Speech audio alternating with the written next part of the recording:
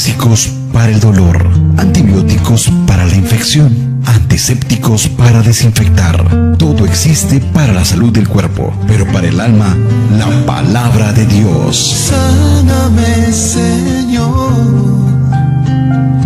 que un milagro. Medicina para el alma es un programa de salud espiritual que te guía hacia esa sanidad que tu alma necesita. Medicina para el alma. Quédate en compañía del doctor Jesús Antonio Muñoz Coutinho, pastor de la Iglesia de Cristo Nuevo Pacto. He tocado el borde de su manto. Comenzamos. En el nombre de Jesús recibo sanidad.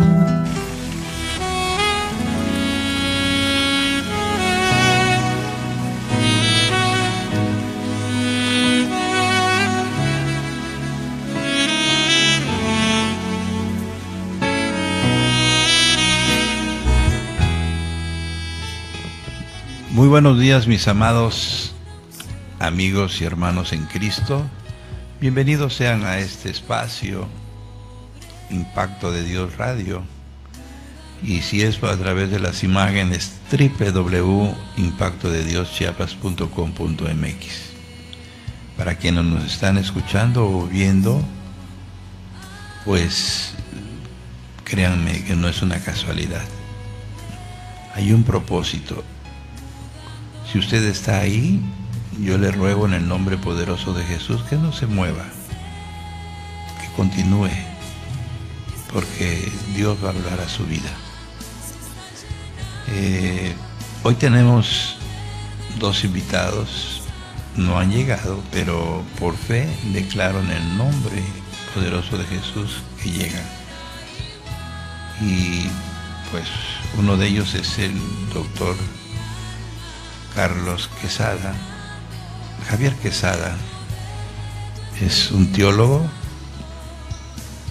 doctorado en teología, que nos está impartiendo en la Universidad de Chiapas para los que estamos haciendo el doctorado y los que están haciendo maestrías. Pues es una bendición. Un gran ser humano, una gran persona, un gran teólogo, un gran biblista. Y lo acompaña el coordinador del proyecto, nuestro querido hermano, pastor y maestro Reinaú. Y pues ya están llegando, ya vienen en camino. Pero miren, antes quiero saludar a toda la congregación Iglesia de Cristo Nuevo Pacto y abrazarlos con todo mi cariño, mi amor. Ayer hubo un tiempo muy agradable de enseñanza impartida por nuestro hermano Adán Trejo Domínguez. En mi ausencia, porque pues estaba tomando una asignatura precisamente con el doctor Javier Quesada, un hombre que tiene muchos libros y que anhelamos que llegue. Esta semana es así hasta el viernes, intensivas de 5 de la tarde a 4 de la tarde en la Universidad de Chiapas, Universidad Cristiana. Saludamos también con mucho afecto al doctor César Serrano Nocamendi, quien es el rector de la Universidad de Chiapas, dando este nivel académico a quienes hemos hecho pues una licenciatura y luego una maestría y ahora un doctorado en teología. Y usted está invitado, usted puede estar ahí, porque el reino es para quienes se atreven. Saludo también con mucho afecto a todos mis compañeros, tanto los que fuimos estudiantes del principio y los que hoy estamos continuando estos estudios de posgrados. Y gracias, congregación, por lo que están haciendo, trabajando en el Ministerio de Matrimonios Restaurados por la Palabra el lunes. Ayer enseñé enseñanza bíblica para maduros. Hoy tenemos el Ministerio de Radio y Televisión, mientras la congregación ora. Mañana tenemos pámpano en la casa del hermano Alejandro Hernández Castellanos y la hermana Cielito, su esposa. Es Cuarta Poniente y 12 Avenida Sur. Y es un tiempo de dar frutos. Los pámpanos o las hojas, según diferentes versiones, o sarmientos, pues están unidos a la vid, que es la sangre de Cristo. Y obviamente pues dan fruto, porque separado de mí nada podréis hacer, dice el Señor. Así que mañana es una enseñanza. El viernes tenemos en la congregación, en la Iglesia de Cristo Nuevo Pacto, un tiempo de clamor. Ahí suceden milagros, hay ministración y mucha oración y mucho clamor, de 7 de la noche a 9 de la noche y a veces hasta más, dependiendo lo que se esté haciendo y con la pasión con la que se esté haciendo las cosas. Los sábados son para los jóvenes de nuestra congregación, y aquellos jóvenes que se quieran unir también están cordialmente invitados. Tenemos un teléfono, es el Mensajero de Jesús, 961-650-9109. Repito, 961-650-9109, para quienes quieran comunicarse y darles más información sobre todas las actividades que tenemos. Y el domingo a las 10 de la mañana es el culto familiar, en donde nos unimos todos juntos como hermanos, ¿verdad? Recuerde Hebreos 10:25, no dejen de congregarse, como muchos ya tienen de costumbre, ¿verdad? Porque si el Señor nos invita en su palabra a congregarnos, es porque ahí va a ocurrir algo hermoso. Ahí va a ocurrir algo. Y entonces por algo nos invita el Señor a que vivamos en comunidad, como familia de Dios, porque ahí el Señor, probablemente en la adoración, en la alabanza, en la palabra, en la administración, usted va a recibir sanidad. Seguramente usted va a recibir liberación y se siente la presencia de Dios. Así que, pues, ya están entrando los mensajes. Pues está la hermana Silvia, que nos está saludando. Ella es una fiel. Buenos días, hermanitos. La bendición de Dios descienda en cada uno de nosotros. El hermano Iván, que son hermanos en la carne ellos y hermanos en Cristo de nosotros, también ya está. La hermana Orquídea, Maite, están el hermano, los Rubénes, Rubén González y Rubén Macías, comunicándose con nosotros. La verdad es que, y también pues se ha reportado con nosotros una amistad de Banamex, que pues estamos pues siempre invitándole, y sabemos que un día llegará a los pies de Cristo. Es Claudia Gómez, es una ejecutiva de Banamex, y nos está agradeciendo la invitación y está escuchando este programa. Es importante. Y los jóvenes también ya se están comunicando, están atentos. Hoy quiero leerles una palabra, pero antes quiero hacerles una pregunta. ¿Cómo vivió usted la semana pasada, que en los católicos le llaman Semana Santa, y como hemos estado platicando, pues todos los días son santos cuando ya eres tú un seguidor, un discípulo de Cristo? Porque el santo es Dios, 3 veces santo. Y si estamos viviendo conforme a su corazón, pues todos los días son santos. Imagínate que un día, que digamos una semana, no vas a hacer esto, no vas a ir acá, no escupas el piso porque es como si estuvieras escupiendo el rostro de Cristo.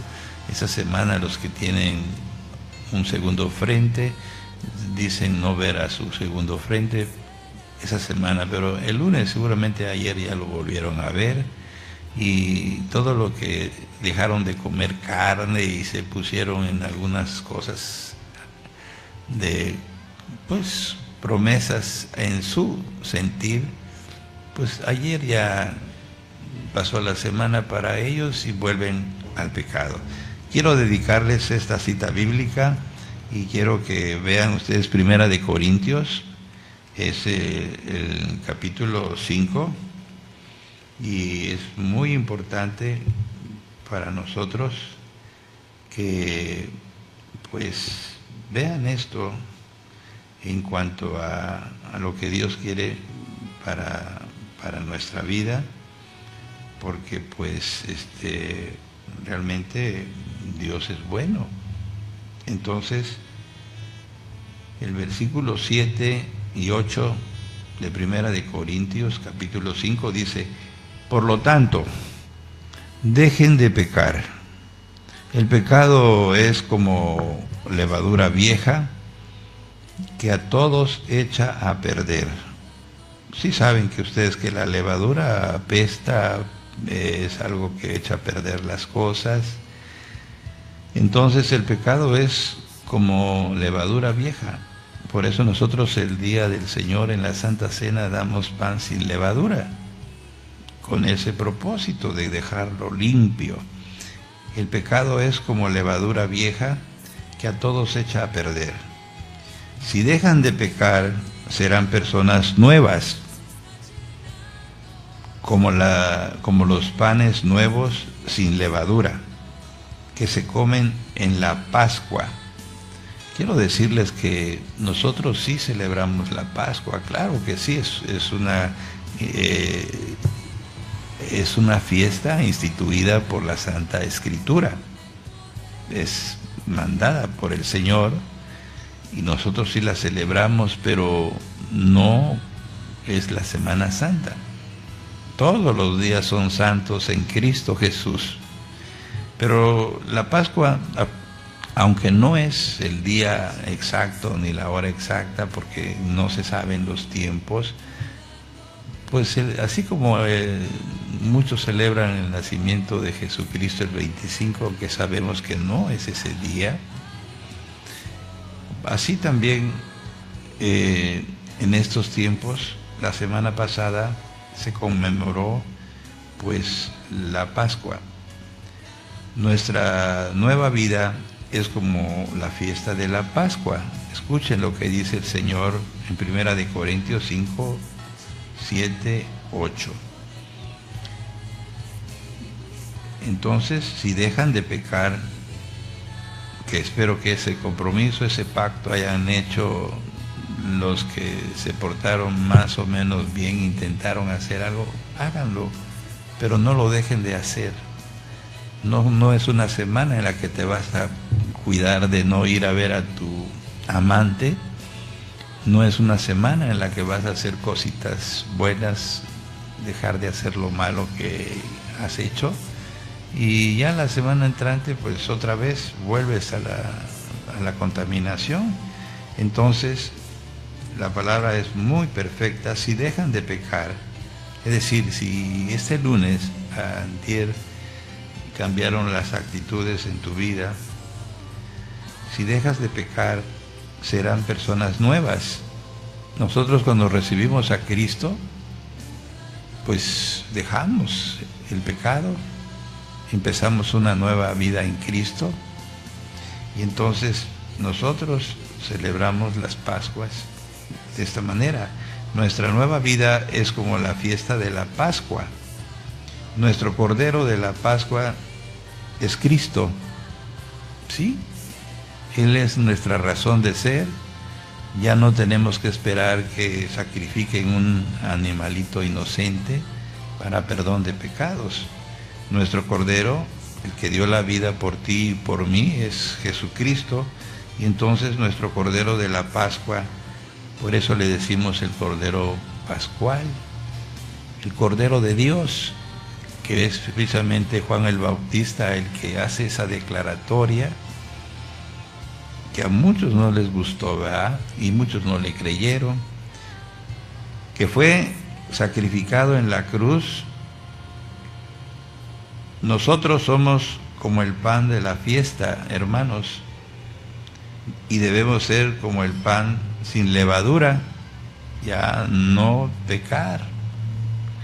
Es decir, sinceros, honestos, no seamos malos, ni hagamos daño a nadie, pues seríamos como el pan que se hace con levadura vieja. En la carta que les escribí antes, les ordené que no tuvieran nada que ver con las personas que tienen relaciones sexuales prohibidas. No quise que se apartaran totalmente de ellas, pues para no juntarse con personas así, ustedes tendrán que salir de este mundo. No podrían apartarse totalmente por lo que siempre desean más de lo que tienen, ni de los ladrones, ni de los que adoran a ídolos, ni de los borrachos o de los que hablan mal de los demás. Lo que quise decir fue que no dejen tener amistades o no deben tener amistades con los que dicen que son cristianos, pero en realidad son unos malvados.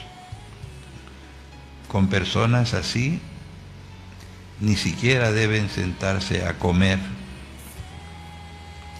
A mí no me toca juzgar a los que no son de la iglesia, ya Dios los juzgará, pero ustedes sí deben juzgar a los de la iglesia y hacer lo que dice la Biblia. Echen lejos de ustedes al pecador. Recuerden que el Señor ama al pecador, pero la verdad es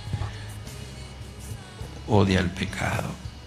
Así que si en realidad hemos hecho cosas agradables y las hemos hecho desde el día que recibimos a Cristo, entonces todos los días hacemos Pascuas, todos los días celebramos la presencia del Señor y no tenemos que hacer un apartado de una semana. Me porto más o menos bien, dejo mis pecaditos y al lunes siguiente, la Semana Santa, o más bien las Pascuas, como debería ser la fiesta, no se trata de comprar una palma y tenerla ahí, como confesé la semana pasada que yo era de ellos. Compraba palmas de cruces, las ponía en las puertas de mi casa, mi consultorio, mi coche, y creía que eso era parte de, y esperaba que viniera la otra Semana Santa para que ya secas las cambiara por otras verdes. En realidad eso no es ser ni de Cristo ni de nada. Eso no es necesario comprar cosas que están en las entradas de las iglesias. Eso no es de Dios, porque muchas veces lo litúrgico en la iglesia romana atiende mucho ese aspecto. Se tardan horas en la bendición de las palmas y todo, pero no viven conforme a la palabra, no leen la Biblia, no hacen la voluntad del Padre, y eso trae muchas consecuencias tremendas, Y hoy quiero centrarme a algo que, si vienen nuestros invitados, pues obviamente vamos a darle la prioridad, pero quiero que ustedes aprendan algo muy importante que tiene que ver con esta forma. Quiero que sepan que hay 7 enemigos que nos quieren robar el arca del pacto, hermanos. El arca del pacto, voy a definirlo, es ahí donde está la presencia del Señor. Y entonces, imagínate, 7 ladrones o 7 enemigos que nos quieren robar nuestras bendiciones, que nos quieren robar el arca del pacto. Y entonces tenemos que estar muy pendientes quiénes son esos enemigos que te quieren quitar de la iglesia, que quieren que cambies de opinión en respecto a lo que piensas ya en Jesucristo. 7 enemigos, uno de ellos que te quieren acabar tu matrimonio. Pero mira, ubícate en el libro de Josué, Antiguo Testamento, capítulo 3, del 1 al 17.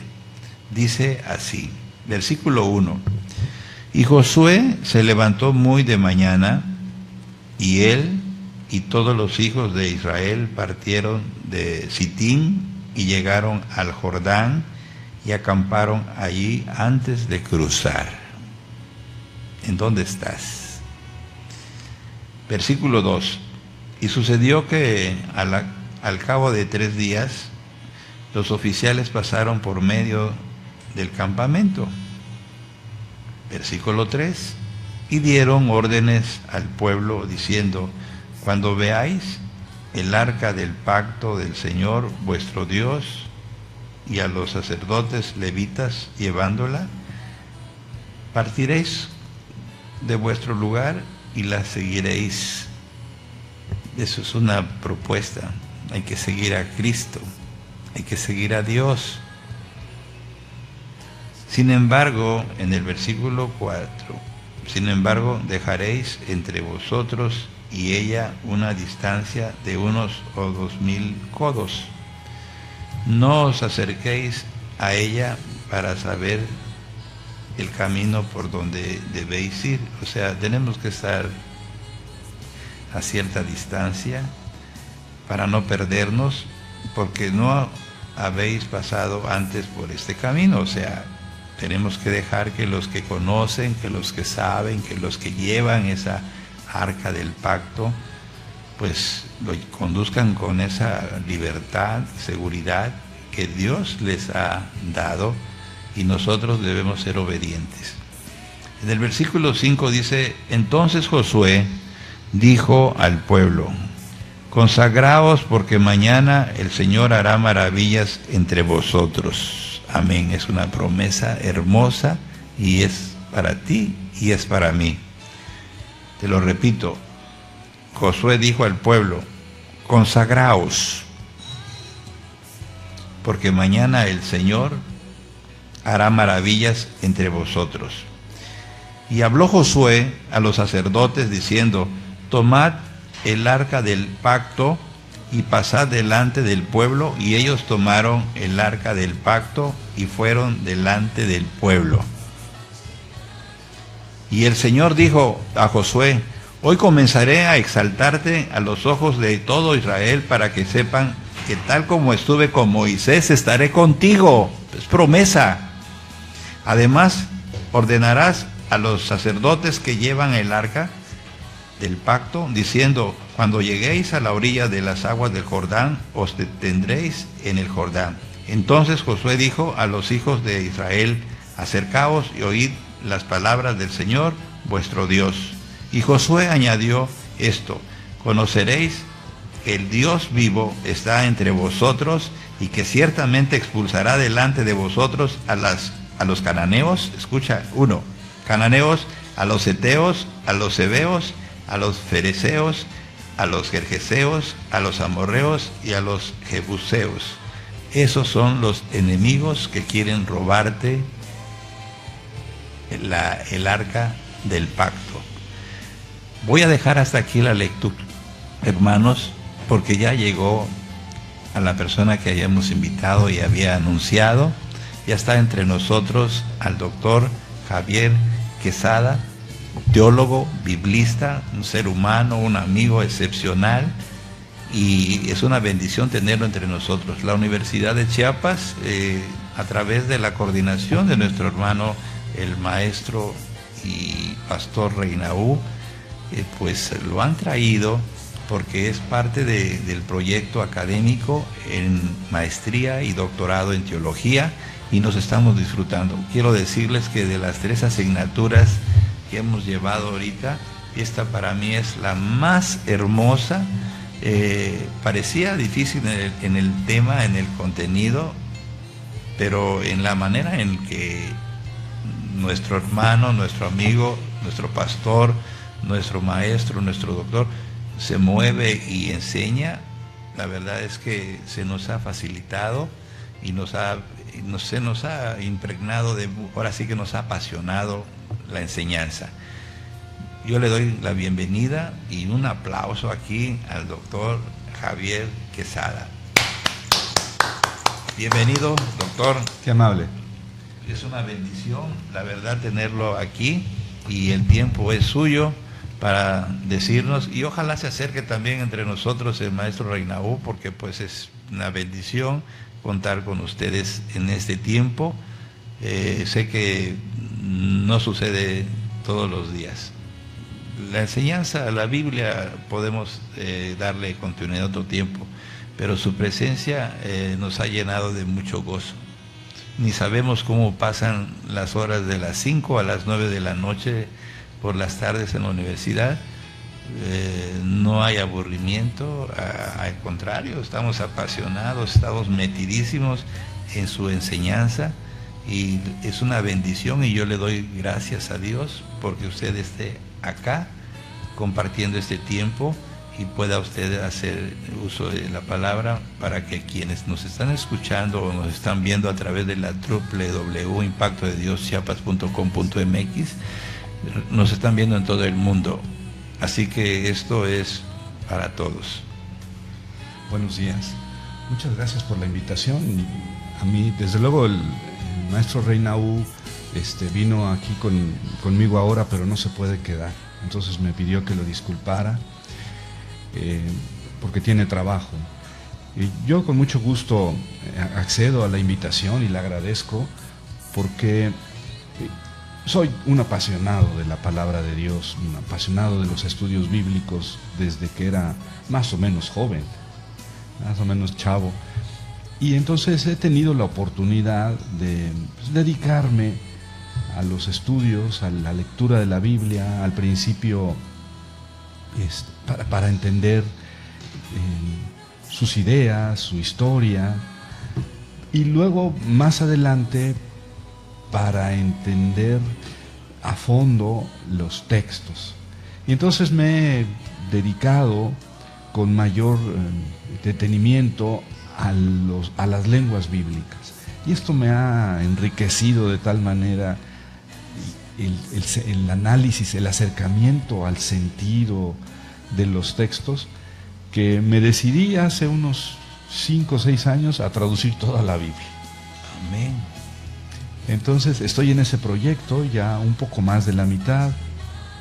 He traducido para varias editoriales, congregaciones que me han pedido uno u otro libro, y junto con eso yo he empezado a hacer una traducción sistemática tanto del hebreo como del griego en el Antiguo Testamento, y tuve la fortuna, la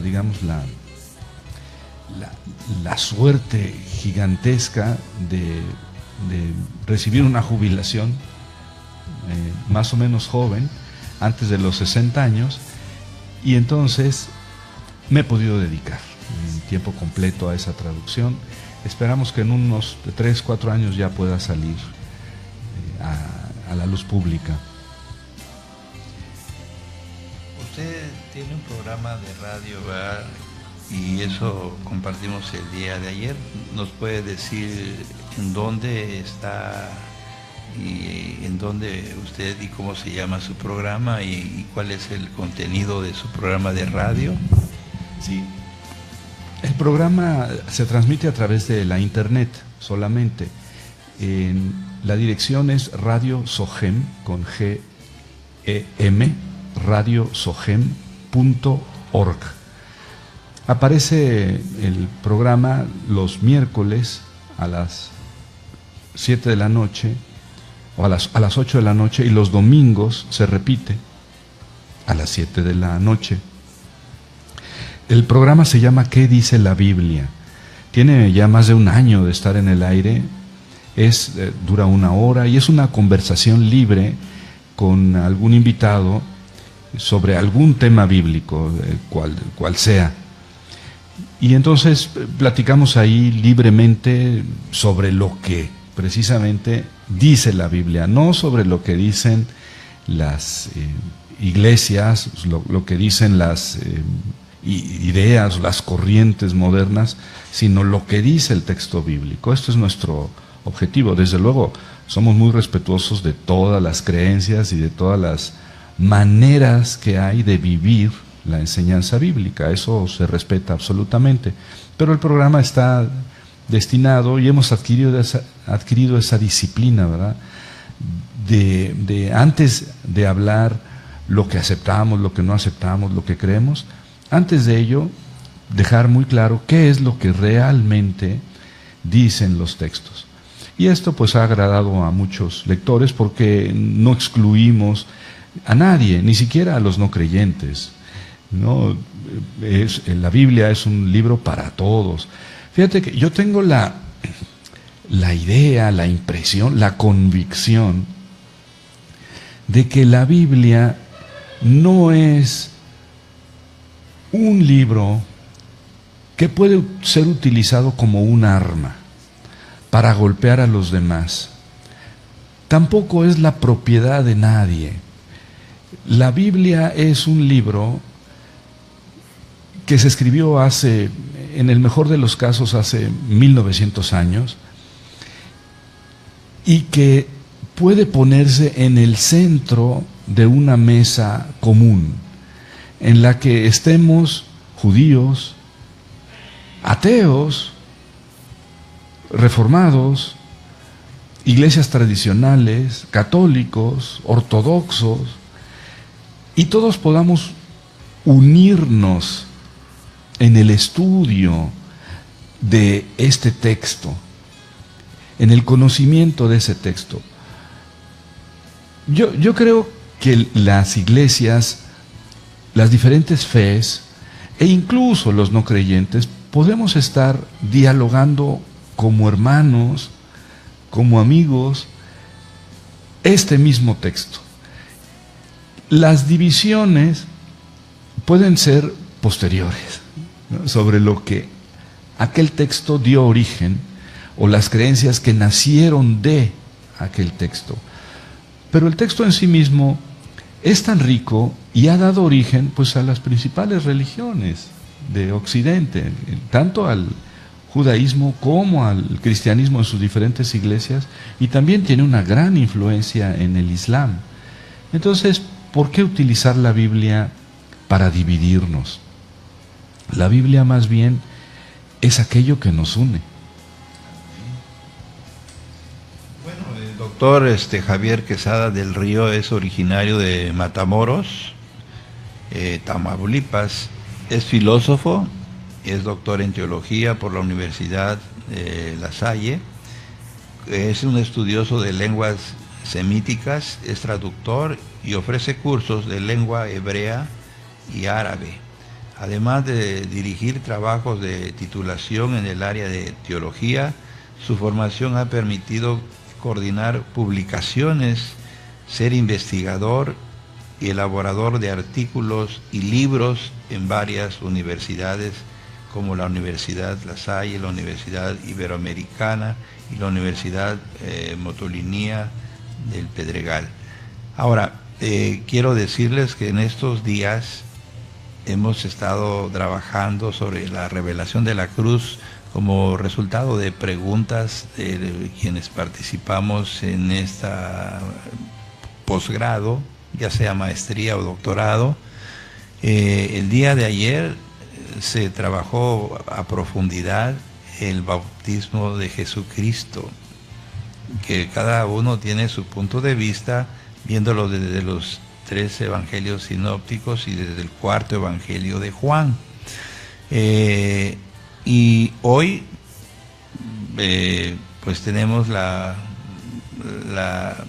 bendición de poder estar en algo que hoy quiero preguntarle aquí a nuestro amado doctor Javier Quesada, que bien hablar de Lázaro y hablar del joven rico y hablar de Abraham, el padre Abraham, que es hablar prácticamente de los cielos y de los infiernos. Si esto en realidad no es un diálogo, si esto en realidad tampoco es una parábola, ¿cuál sería el nombre apropiado en la que Dios permitió por una sola vez que estas personas muertas pudieran tener una posibilidad de hablar para una enseñanza para nosotros, para que sepamos qué cosa es la eternidad allá en el Seol, en el infierno, y qué es la eternidad en el paraíso, el tercer cielo, o allá en el seno de Abraham, que es conceptos? Se hablan de 7 cielos, se hablan de 3 infiernos, pero ¿cuál es el concepto? ¿Cómo se le llama este concepto de que los muertos, por la decisión del Padre Celestial, pudieran hablar para que nosotros, los que estamos en ese proceso todavía de ser salvos y de poder tomar decisiones importantes, tuvieran una comunicación en la que, pues ya sabemos que el que está en el infierno no puede ir a subir al cielo, y el que está en el cielo no puede bajar. El único que lo hizo es porque resucitó, es Jesucristo, pero nadie más puede hacer ir de un lado, porque hay pues el centro de la tierra es prácticamente el abismo, es el corazón de la tierra que nos separa de esta situación. Sin embargo, ahí se da una comunicación, pero que no es considerada parábola, ni es el diálogo como el de Nicodemo y Jesús. ¿Qué concepto tiene esta forma de enseñanza de parte del Padre? Bueno, es una enseñanza sumamente interesante. Justamente hoy y mañana vamos a analizar este texto, porque encierra una riqueza muy, muy grande. Realmente no es un acontecimiento de la vida de Jesús, no es una enseñanza directa, es una enseñanza en metáfora, como una comparación. Más que una parábola, puede ser una alegoría, pero es una alegoría muy dinámica, narrativa, muy, muy hermosa y muy profunda. En sus rasgos generales, Lázaro era un pobre que estaba enfermo y que estaba echado, no echado de tirado, sino echado de expulsado de la casa del rico aquel, y no podía ni siquiera acercarse a recoger lo que caía de la mesa. Y era un tipo muy pobre y además, enfermo, excluido. En cambio, Lázaro, la otra persona, cuyo nombre no se dice, por cierto, es significativo. No alcanzó nombre, es un rico que banqueteaba espléndidamente.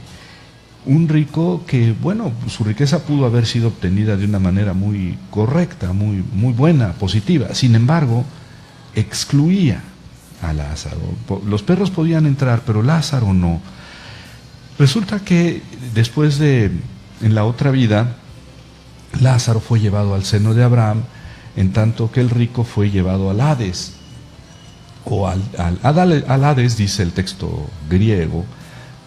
Estamos acostumbrados a la palabra Sheol en el Antiguo Testamento. El caso es que pudo el rico ver a Lázaro en el seno de Abraham y dijo: Padre Abraham, me atormentan estas llamas, por favor di a Lázaro que moje su dedo y venga a refrescarme. Y entonces Abraham le dice: no, tú tuviste tus bienes en tu vida y él tuvo sus males. Ahora a ti te toca, a ti te corresponde tus males y a él sus bienes. Y hay un abismo entre ustedes y nosotros, que es infranqueable. Y entonces, aquí viene lo que para mí es el centro de esta perícopa, de esta enseñanza de Jesús. Dile, por favor, envía a mis hermanos, me parece que dice, tengo 5 hermanos, alguien que les avise lo que va a pasar después, de modo que cambien de conducta y nadie venga a caer este lugar de tormento en el que yo estoy. Entonces, aquí viene para mí lo que es central, porque la parábola tiene una enseñanza fundamental, ¿no? O así se define, digamos, el género literario llamada parábola, una enseñanza fundamental. En cambio, en la alegoría hay una correspondencia continuada entre la realidad y la ficción que se está proponiendo. Pero para mí aquí viene lo central, en el caso de que esto se considere una parábola. Y es, sin embargo, ya el final de la enseñanza de Jesús. No, ellos tienen a Moisés y a los profetas para guiarse en su vida. Moisés es sinónimo de la ley, es decir, la Torá, lo que en la actualidad se conoce como Pentateuco, la Torá, los 5 primeros libros de la Biblia. Y los profetas, en ese lenguaje, en ese momento, significaba lo que ahora en la Biblia hebrea se conoce como profetas o Neviim, que abarca desde el libro de Josué hasta el libro segundo de los Reyes, además de los libros proféticos. Entonces, es más que los profetas, pero más que los profetas como están en las Biblias actuales cristianas. Entonces, tienen a Moisés y a los profetas, quiere decir, tienen a toda la enseñanza bíblica, que les hagan caso a ellos. Y entonces dice el rico, no, padre, es que si va un muerto que ha resucitado y les dice la verdad, entonces sí le van a creer. Pero es Jesús el que está hablando, el que está poniendo esta comparación, y aquí da la impresión de que quien está hablando en realidad es la comunidad cristiana. Es decir, si viene un muerto que ha resucitado, regresa y a decir cómo debe ser la conducta, entonces sí le vamos a creer. Ese es Jesús, el que ha muerto y ha resucitado. Y entonces dice, la primera parte es, tienen a Moisés y a los profetas que les hagan caso. No, es que a ellos no se les hace caso porque ellos no han muerto y resucitado. Pero si viene un muerto y resucitado, o sea Jesús, entonces sí les vamos a creer. ¿Y qué dice Jesús en su enseñanza? Dice, no, si no le creyeron a Moisés y a los profetas, ni aunque un muerto resucite le van a creer. Entonces, es una enseñanza fuerte para los que ya creen en Cristo, para los que ya aceptaron a Jesús. No se trata solamente de creer o de aceptar, se trata de poner en la práctica. O sea, tienen a Moisés y a los profetas que les hagan caso. Lo mismo se puede decir de los cristianos, tienen a Jesús que le hagan caso, ¿verdad? No se trata de ver milagros y de convencerse a fuerza, se trata de poner en la práctica las enseñanzas, en este caso de Jesús. Es una parábola una comparación ciertamente muy, muy fuerte, muy profunda, con varios niveles de enseñanza. Si nos quedamos solamente con era rico y ahora está en el seno de Abraham, en el Hades, era pobre y ahora está en el seno de Abraham, pues sí es una primera parte de la enseñanza, pero hay unos niveles más profundos que vale la pena meditar, porque son realmente una enseñanza, digamos, agresiva, fuerte, seria, de parte de Jesús.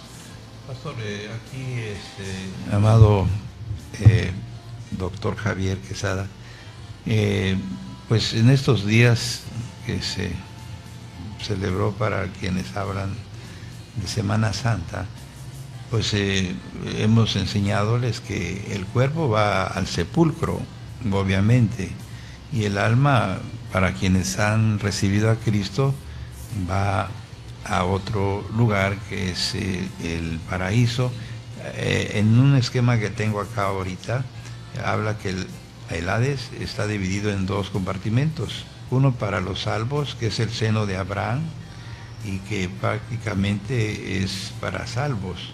Y otro compartimento que es el lugar del tormento, que es para los no salvos. Y en medio de ellos hay una, hay una gran distancia, una gran cima, que es precisamente el abismo, que corresponde a las partes más bajas de la tierra, que es el corazón de la tierra misma. Pero mi pregunta específica es, ¿esto ocurría en el tiempo antes de la resurrección de Jesucristo? ¿Es posible que ahora que Jesús ya resucitó, pudiera ir uno directo al cielo y ya no pasar por el seno de Abraham, por ese paraíso? ¿O sigue siendo, porque hoy vemos otra imagen en la que tenemos que, quienes han creído en Jesús, entonces este gran evento de la pasión, muerte y resurrección nos lleva directamente a ese hogar eterno de los salvos, que es el cielo, y para los que no, pues se van al gran trono blanco, que le llaman también otro evento, lago de fuego, y un hogar eterno de los que no recibieron a Cristo. Hay diferencia entre antes de la resurrección y después de la resurrección en cuanto a dónde vamos. Bueno, en el Antiguo Testamento es importante que no hay resurrección. En la gran parte del Antiguo Testamento hay un texto, en realidad un texto que está en Daniel, que habla claramente de la resurrección, pero es un texto que se escribe 150 años antes de Cristo. Me estoy refiriendo a Daniel capítulo 12, pero prácticamente es el único texto en el canon hebreo, desde luego en el canon de las iglesias reformadas, que habla de resurrección. En el canon católico existe también el segundo libro de los Macabeos, en el capítulo 7, que también habla claramente de la resurrección. Entonces, antes de los textos de estos textos, se concebía el Sheol, que en la Biblia de los 70 traducen como Hades, es una palabra griega para traducir Sheol, pues es aquel lugar en el que están los muertos y se vive, porque no es la aniquilación completa. O sea, el hebreo en el Antiguo Testamento nunca concibió la aniquilación completa del muerto. Se iban al Sheol y era un lugar en el que estaban como sombras, como en estado, con una vida latente, pero nunca se puede decir, bueno, yo creo, que aceptaron o pensaron que la muerte era la aniquilación total. Ahora, con la resurrección, con el anuncio de la resurrección, que es precristiano, digamos, tanto los segundo libro de los Macabeos como Daniel son más o menos de la mitad del segundo siglo antes de Cristo. Y estos dos textos aceptan la resurrección, con una salvedad. En el libro de los Macabeos, la resurrección es solamente para los que son fieles a la ley. Desde luego es antes de Cristo. Los que son fieles a la ley. En cambio, los infieles no van a resucitar. Sin embargo, en el libro de Daniel, en el capítulo 12, la resurrección es para todos. Todos van a resucitar, nada más que algunos para la condenación eterna y otros para la vida eterna. Y entonces aquí ya se puede hablar de, digamos, una definición de dos espacios en donde van a estar los resucitados, unos en la gloria y otros en la condenación. Cuando Jesús empieza su mensaje y habla y acepta la resurrección, claro, Jesús no es el primero que anunció la resurrección. Ya estaba en el Antiguo Testamento recientemente, ya los fariseos aceptaban la resurrección. Sin embargo, no todos los judíos, y probablemente la mayoría de ellos no aceptaban la resurrección, es decir, los saduceos, que después de Cristo los saduceos pasaron a un segundo plano, porque recordemos que Tito destruyó el templo de Jerusalén y con ello dio un golpe muy severo a toda la casta sacerdotal.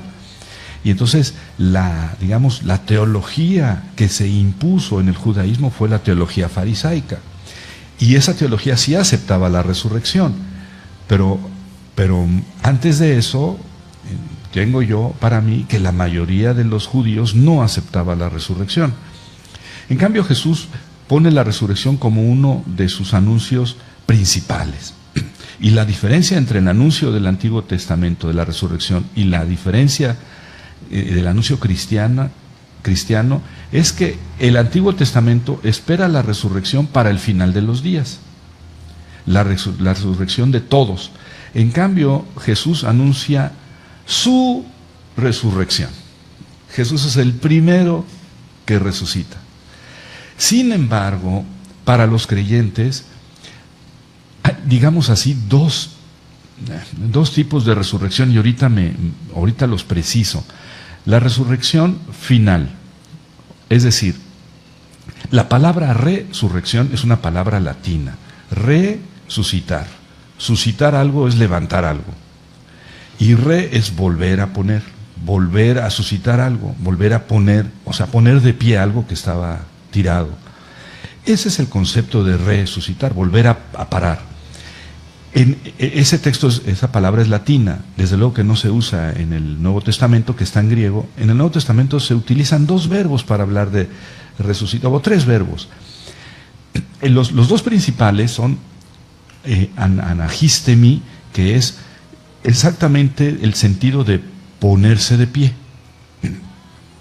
Es decir, no se puede usar en el sentido, digamos, laico de pararse, levantarse, ponerse de pie, pero también se utiliza para resucitar, porque en el Antiguo Testamento, en la mentalidad hebrea, el que resucita es el que se acuesta, no es nada más el alma. En el Antiguo Testamento ni en el Nuevo Testamento el hombre es un compuesto de cuerpo y alma, en el que el alma se puede separar tranquilamente del cuerpo. El cuerpo es un lastre que finalmente se pudre, se echa a perder y se separa, y el alma es la que ese no es un concepto bíblico de resurrección. Ese puede ser el concepto de inmortalidad, y el concepto de inmortalidad del alma es más griego que semítico. En cambio, en la Biblia está el concepto de resurrección, es decir, aquel que se acuesta, aquel que muere, ese mismo es el que se levanta. Por eso, la resurrección fue un concepto muy tardío en el Antiguo Testamento, porque los judíos veían que el muerto se sepultaba, se podría, se deshacía, se desintegraba, y entonces les era muy difícil pensar en que ese volvía a ponerse de pie.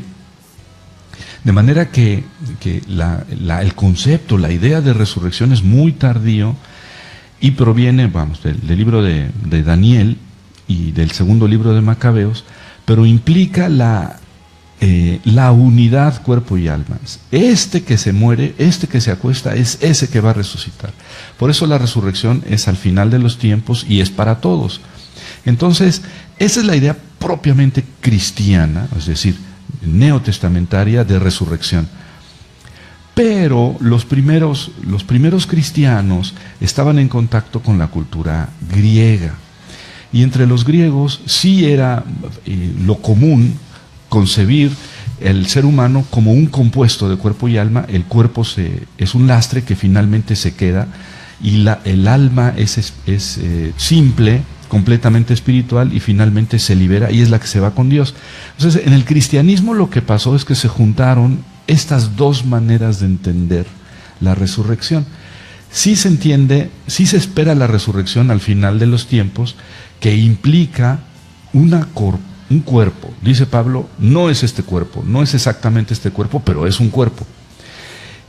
Y junto con ello, la idea de que ya a partir de la muerte, el que murió se va al cielo y está disfrutando de Dios. Esta es una idea, digamos, consecuente, secundaria, procedente de la filosofía griega, pero también aceptada en el cristianismo. Entonces tenemos ahí, digamos, dos niveles, dos momentos, o si ustedes quieren, dos concepciones un tanto diferentes de la otra vida. En una, insisto, es la resurrección que implica el cuerpo y que es al final de los tiempos. Y la otra es más bien la liberación del alma, que es inmediatamente después de la muerte. Una pregunta, ¿usted va a participar este sábado? Tiene una participación muy importante que invita a la universidad. Nos quiere invitar, ¿qué va a ocurrir? Y es para todo el público que quiera asistir. Sí, bueno, me invitaron a dar una conferencia sobre la política en el Nuevo Testamento, y yo escogí hablarles sobre la curación del ciego de nacimiento, que abarca todo el capítulo 9 del Evangelio de San Juan. Entonces voy a exponer una exegesis, una explicación de ese texto, sacando las enseñanzas fundamentales. Nos vamos a dedicar toda la hora a analizar ese texto, a saborearlo detenidamente en sus detalles, para poder extraer su contenido, su fuerza. Y desde luego todo el mundo está invitado, si así desean asistir, nos encantará verlos por allá. ¿A qué hora va a ser? Sabemos que es a las 10 de la mañana.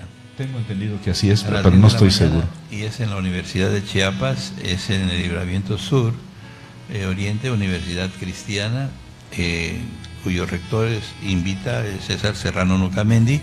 Los esperamos, ahí pueden conocer más de cerca a nuestro invitado de esta mañana, al doctor Javier, que está dándonos unas preciosas enseñanzas.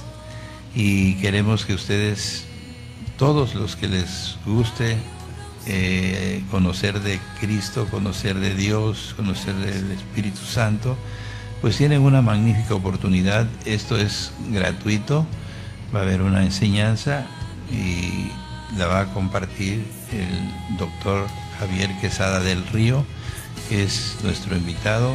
Lo disfrutemos ahora que se encuentra en nuestro estado, y pues para los que no están haciendo un posgrado, tienen la oportunidad, pastores, creyentes, no creyentes, los que quieran estar ahí en el auditorio de la Universidad de Chiapas, Universidad Cristiana. Si tienen dudas, pueden usar mi teléfono, el Mensajero de Jesús, 961-650-9109, y allí podemos darle mayor información. Así que le agradezco mucho, mi amado doctor, pastor, este trabajo que nos vino a apoyar, nos vino a enseñar, tanto lo que está haciendo en la universidad como lo que hizo hoy en este tiempo acá en la radio, y que Dios lo siga prosperando y que Dios bendiga su vida, y que esperemos tenerlo pronto de regreso a nuestro estado de Chiapas. Bueno, muchas gracias por la invitación, y acepto volver a venir cuando me acepten. Que Dios los bendiga a todos. Sabemos que el tiempo es imperdonable, y hay otro programa muy importante también, es hablar del mismo reino de Dios. Así que los veo el próximo miércoles, y si quieren, este sábado a las 10 en la universidad, en la presencia de Dios y en la presencia de nuestro invitado, el doctor Javier Quesada del Río. Que Dios los bendiga y hasta la próxima semana.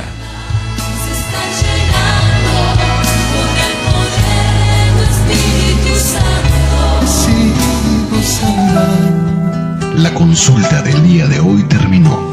Esperemos que su alma haya encontrado alivio.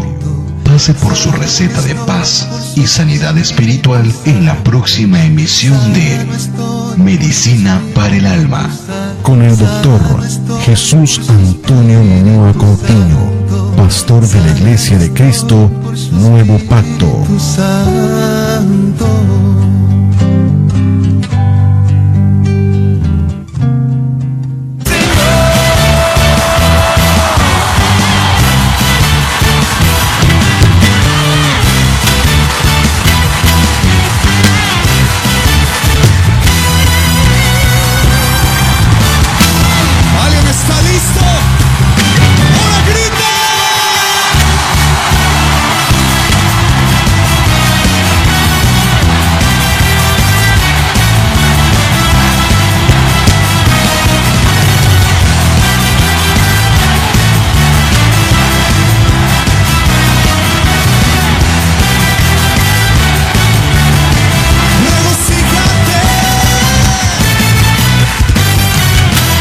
Regocíjate, oh morador